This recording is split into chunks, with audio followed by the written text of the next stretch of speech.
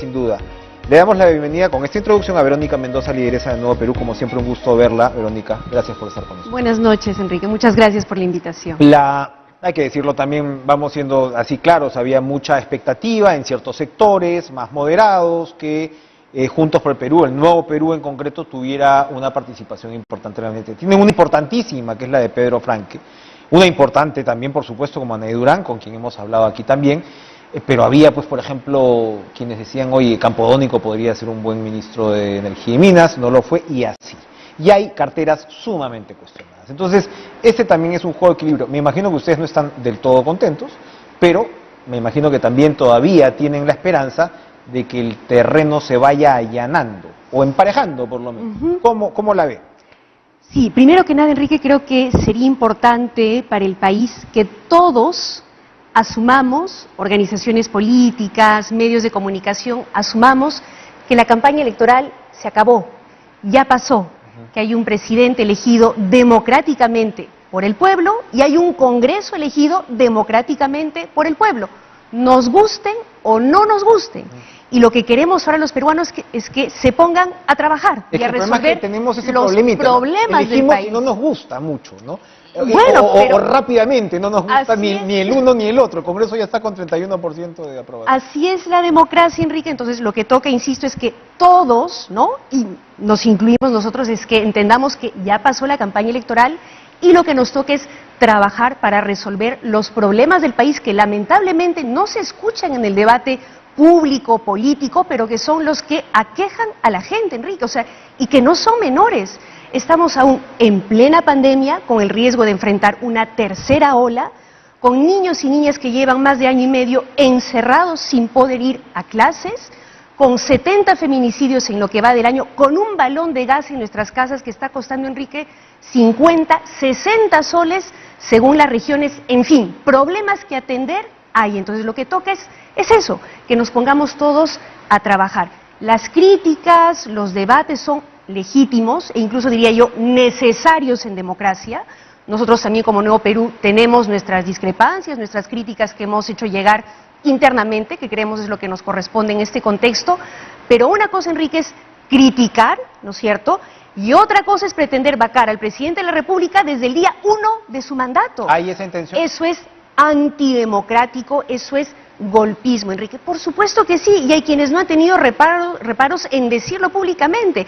Hay congresistas que actualmente siguen desconociendo el resultado electoral. O sea, no olvidemos que hace apenas 30 días atrás, ¿no es cierto?, teníamos todavía, ¿no?, un sector político que seguía alegando un fraude del cual nunca mostró una sola prueba, del cual, dicho sea de paso, terminó confesando que no tenía ninguna prueba, ¿no es cierto?, y sin embargo tuvo secuestrado al país durante más de mes y medio, paralizándonos en una situación que no se puede volver a repetir. Que gobierne el gobierno, que el Congreso fiscalice, legisle, dejemos que las autoridades empiecen a hacer su trabajo y sobre la base de los hechos, no de los prejuicios, de las campañas de miedo y de terruqueo, sino sobre la base de las políticas y de los hechos, juzgaremos y que el pueblo, el soberano, juzgue. Ahora, aquí hay prejuicios, pero también hay un poquito más, ¿no? O sea, hay ministros, digamos, hablando del terruqueo, que parecen salir de una expresión de cierto espectro de la izquierda que parece no haber procesado bien lo que se vivió y que le cuesta condenar a Sendero Luminoso como debe ser. ¿El gobierno no se disparó al pie con esas designaciones? Enrique, el presidente y el propio presidente del Consejo de Ministros han sido muy claros y tajantes en varios momentos en su deslinde, ¿no es cierto?, con todas las formas de violencia y de terrorismo. Si así no hubiera sido, Enrique, nosotros como Nuevo Perú no estaríamos participando de este gobierno. ¿Ustedes están satisfechos con eso? Nosotros estamos trabajando, apoyando este gobierno sobre la base de un acuerdo político que incluye, por supuesto, el respeto irrestricto a la democracia y a la paz, ¿no es cierto?, a la gobernabilidad, y un programa de cambios que es por el cual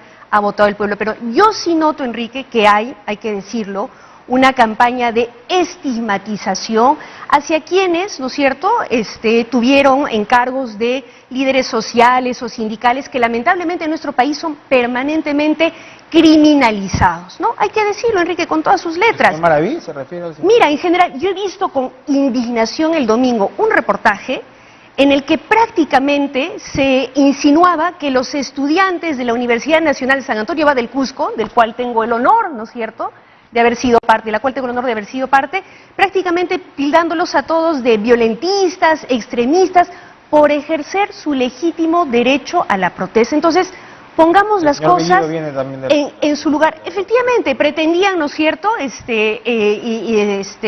descalificar al Premier, pero de paso, ¿no?, estigmatizar a toda una población estudiantil que no merece ese tipo de trato, Enrique. Ahora, eso, por supuesto, no exime a los ministros de la crítica, de la vigilancia, ¿no es cierto?, de la cual nosotros también vamos a ser partícipes, Enrique. Y hay otras cosas que, por supuesto, creo que, digamos, hubiera sido bueno si hicieran de otra manera. En particular para nosotros es importante que haya una mayor participación de mujeres. Ojalá cuando el presidente de la República, según sus prerrogativas, decida hacer algún cambio, considere este tema. Creo que también no se pusieron los filtros, ¿no es cierto?, adecuados para los altos funcionarios. Sin embargo, Enrique, también hay que reconocer que el presidente de la República tuvo una voluntad de enmienda. Convocó al Contralor General de la República para pedirle que revisara exhaustivamente todos los nuevos nombramientos para asegurarse de que cumplieran con el perfil correspondiente. Creo que esa es una señal, ¿no es cierto?, saludable, ¿no?, y una expresión de que hay una voluntad de corregir y de mejorar las cosas. Y también, Enrique, yo particularmente valoro que en este gabinete, con todas las críticas que podamos tener, se exprese por fin, por primera vez en la historia de nuestro país, la diversidad de nuestro pueblo. Por primera vez. Con un ministro de Agricultura, por ejemplo, un paisano mío, cusqueño, líder campesino, ¿no es cierto?, que conoce lo que es el trabajo en la tierra, en la chacra, que conoce la realidad de los pequeños agricultores, ¿no?, y que está cumpliendo una buena labor, según mi percepción, ¿no? Claro, eso lamentablemente incomoda a algunos, hay que decirlo. Incomoda que esa diversidad que durante años quiso ser borrada de pronto se vea así expresada. Ellos preferirían seguir en la lógica de la colonia, donde una pequeña élite, una pequeña argolla, limeña principalmente, se rotaba los cargos de gobierno en gobierno. O un grupito de lobistas, Enrique, ¿no es cierto?, pasaba de grandes empresas, directorios o recomendados de grandes empresas al Estado, en una puerta giratoria infinita, confundiendo luego lo público y lo privado. Entonces, pongamos las cosas en su sitio. ¿Somos un país más diverso que eso, Verónica? No hay un discurso, por supuesto es reivindicativo, importante y algo de cierto hay, pero eso de que la realidad colonial no se detuvo, ¿no es un poquito reduccionista? Pero hay quienes, Enrique, están anclados justamente en el pasado, cuando el país, y parte de lo que nos ha dicho el pueblo peruano a través de su voto en este último proceso electoral, está demandando justamente que se reconozca esa diversidad cultural, esa diversidad territorial, y por eso me parece valioso, importante que el presidente, por ejemplo, haya exigido a sus ministros que estén en la cancha, en las regiones, con la gente, donde las papas queman, al lado de la gente. Eso me parece importante, habrá que valorarlo, cuánto lo cumplen o no. Me parece importante, Enrique, por ejemplo, que hoy en este consejo que se ha tenido con los gobiernos regionales y locales, el presidente haya propuesto que se realicen una serie de reuniones macrorregionales con las provincias, los distritos, para tratar los problemas que realmente preocupan a la gente, Enrique. Entonces, por supuesto, por el momento son gestos, ¿no es cierto? Y habrá que ver cuánto de eso luego deriva en políticas, en medidas concretas, y ahí estaremos vigilantes y propositivos como creo que nos corresponde. Usted aclara que sus diferencias las expresa sobre todo por los canales internos, no todas, porque ha sido también crítica en determinados puntos abiertamente, pero que las procesa por canales internos. No parece ser el estilo del señor Vladimir Cerrón, ¿no? Es un factor disruptivo realmente el señor Cerrón. Usted me dice, tenemos que ponernos a trabajar, hay urgencias, es cierto, pero el primer francotirador parece él, y es quien llevó en su partido al candidato. Entonces ahí como esa parte cómo se calma, cómo se cambia, si se va a cambiar, si va a terminar en una ruptura necesariamente. ¿Qué hacer? Mire, ¿Qué hacer ahí? yo creo que hay todavía, como te decía al inicio, una suerte de delirium tremens postelectoral todavía, ¿no es cierto? Entonces que cada quien sigue viendo sus propios fantasmas, ¿no es cierto? Y creo que es tiempo de poner paños fríos, de dejar que el polvo se asiente, que el ruido se disipe, que cada quien encuentre su lugar y su rol y nos pongamos a trabajar. Insisto, las críticas son legítimas, el Congreso tiene su rol, la oposición tiene su rol, pero por favor dejemos de hablar de vacancia, ¿no es cierto? A menos de 30 días del inicio del mandato del presidente Castillo, dejemos de hablar de cierre del Congreso, dejemos de llenarnos de emociones, ¿no? Que lo único que hacen es alejar a las instituciones y a la democracia de la gente, porque comentábamos, Enrique, antes de iniciar la entrevista, que lamentablemente todo este ruido y caos, ¿no?, le está restando legitimidad al presidente de la República, pero también al Congreso de la República. ¿El Congreso tiene 31% de aprobación? O sea, ya 60% de desaprobación. Su papel de contrapeso, digamos, ya no es tan pesado, ¿no? Y el presidente ha perdido 15 puntos en las encuestas, estamos hablando de un mes, recién va a cumplir un mes, eso debería preocuparle también a él, ¿no? Así es, Enrique, por eso, mira, con un presidente que tiene más de 40% de desaprobación, ¿no es cierto?, que es una alerta, creo yo, para él, para el gobierno, y un Congreso que tiene más de 60% de desaprobación, yo creo que los demócratas haríamos bien en poner paños fríos, porque si seguimos en este ruido y pelea incesante, por llamarlo de alguna manera, la gente que todavía cree en la democracia, que todavía cree en las instituciones, va a perder la fe, ¿no es cierto? La democracia en sí misma va a perder credibilidad y eso sería muy peligroso. Entonces, creo que el mensaje para el presidente está claro, que empiece a trabajar con sus ministros, resuelva los problemas del país y creo que para el Congreso de igual manera, que haga las críticas que corresponde, pero en función de lo que preocupa a la gente, Enrique, el costo de la vida, cómo reactivamos la economía de manera eficaz, eso es lo que hoy deberíamos estar discutiendo. Yo saludo, por ejemplo, que se haya dado este bono Yanapay de parte del gobierno, que se haya anunciado, esperemos que se ejecute lo más rápida y eficazmente posible, pero deberíamos discutir, por ejemplo, sobre la necesidad de programas de empleo juvenil, sobre la necesidad de programas de crédito no barato para MIPES, para mujeres en particular, cómo hacer para abaratar el costo del gas en el corto plazo, y sé que el presidente y su gabinete están trabajando en ello, pero también cómo relanzamos, por ejemplo, la masificación del gas, Enrique. ¿Cómo es posible que teniendo gas natural aquí en el Perú, en Cusco, en Ucayali, en Piura, estemos pagando balones de GLP, de gas licuado de petróleo, amarrados a los precios internacionales, teniendo nuestro propio gas, que hasta ahora no usamos? Entonces, discutamos eso, que el gabinete se ponga a trabajar en eso, que el Congreso fiscalice, legisle y empecemos a avanzar. Vamos a ver entonces cuál será el desempeño del gabinete allí. Una movida como la del Acuerdo Nacional, que presentó una agenda muy concreta, ¿no? O sea, unificación del sistema de salud, reforma de justicia, etcétera, reforma política que incluye, por cierto, si no la eliminación, un realmente control, un ajuste de la vacancia presidencial y de la cuestión de confianza. ¿Ese podría ser un buen primer paso para sentarse a conversar? Yo creo que una vez más, ¿no?, el presidente de la República ha demostrado voluntad de diálogo, ¿no?, de concertación. Saludo que se hayan hecho presentes los distintos actores políticos, las distintas instituciones, ¿no?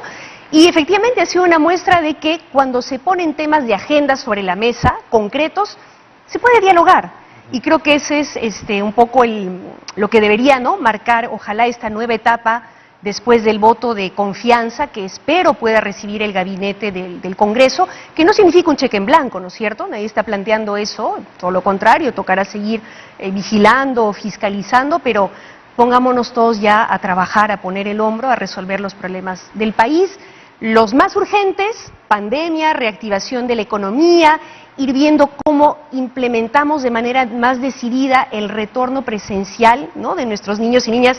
Perdóname, Enrique, que insista con esto, pero como mamá también me duele y lo converso con muchas madres de familia y nos duele, ¿no es cierto?